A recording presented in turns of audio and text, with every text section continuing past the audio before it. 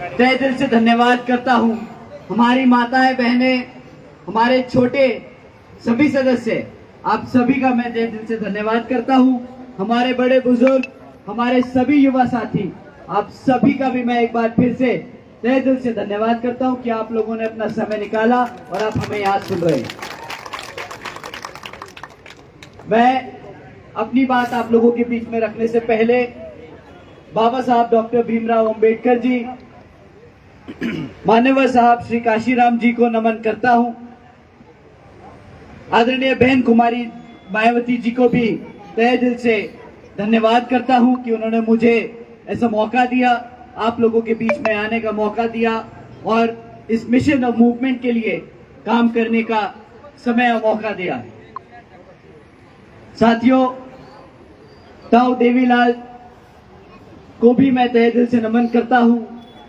श्री ओम प्रकाश चौटाला जी का भी मैं तहे दिल से धन्यवाद करता हूं और श्री अभय सिंह चौटाला जी, जो इनेलो बसपा गठबंधन की ओर से मुख्यमंत्री के चेहरे हैं, तो उनको भी मैं तहे दिल से नमन करता हूं।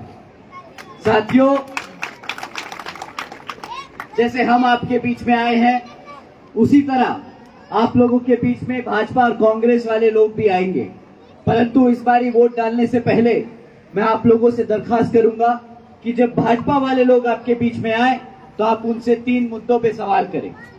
मैं जाति धर्म आधार पे नहीं बोलूंगा, मैं आपसे कहूंगा कि आप उनसे 3 मुद्दों पे सवाल करें।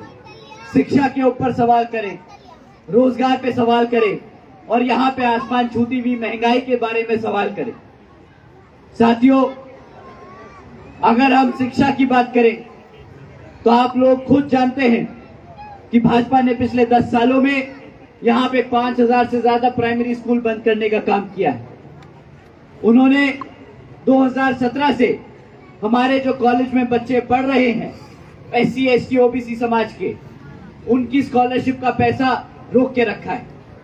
तो साथियों, आप क्या बताइए कि ऐसी सरकार को दोबारा दोहराएंगे?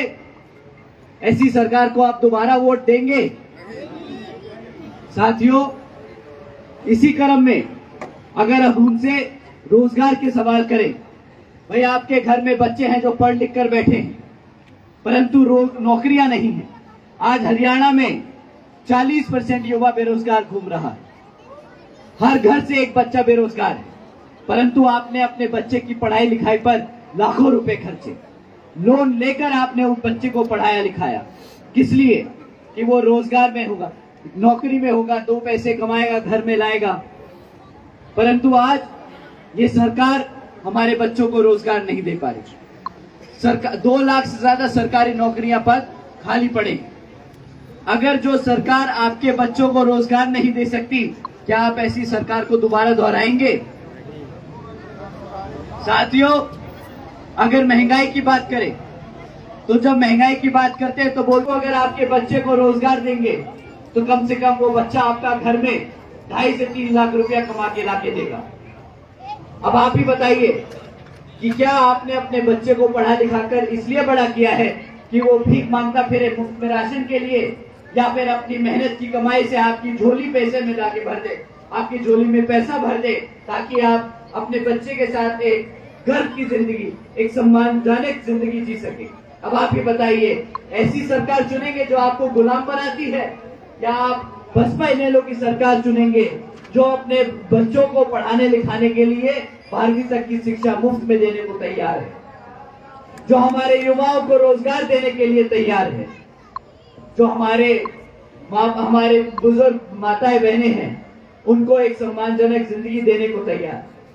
आप ही बताइए। आप जानते हैं आदरणीय बहन कुमारी मायावती जी के शासनकाल में 12वीं तक की शिक्षा हमारी बच्चों के लिए मुफ्त में दी गई थी।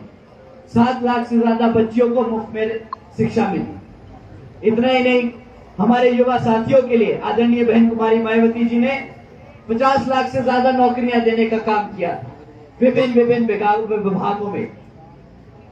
हमारे यूपी में किसी भी बच्चे को दर बदर नहीं घूमना पड़ा रोजगार के।